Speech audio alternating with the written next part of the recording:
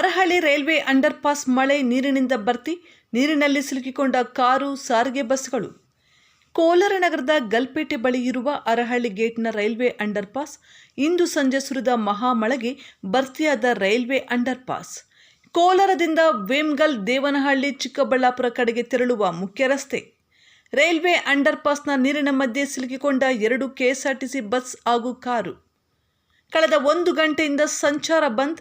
ಸ್ಥಳಕ್ಕೆ ಅಗ್ನಿಶಾಮಕ ಸಿಬ್ಬಂದಿ ಹಾಗೂ ಗಲ್ಪೇಟೆ ಪೊಲೀಸರು ಭೇಟಿ, ಪರಿಶೀಲನೆ.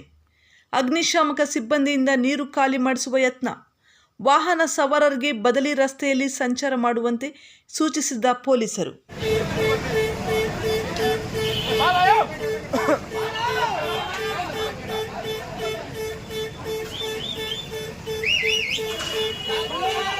ಬನ್ನಿ ಬನ್ನಿ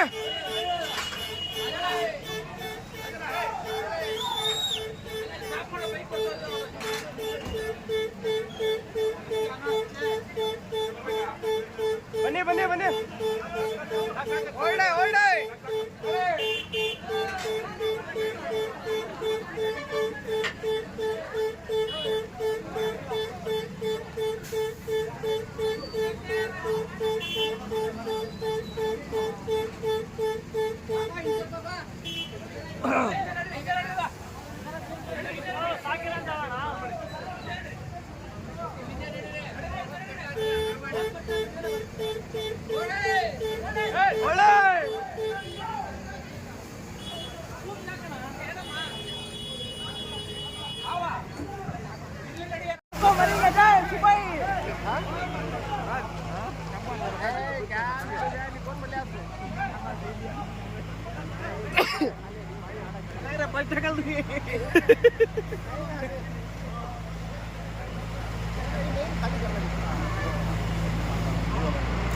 उसमें बुल चुका समय पाऊंगी दे लगा तो घड़ी था पाऊं कुछ अंदर यस करा रहा है okay okay okay plane go fast fast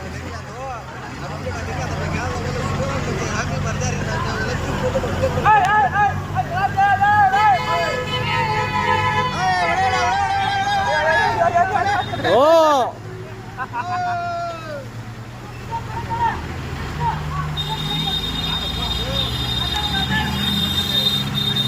वड़े वड़े वड़े वड़े भाई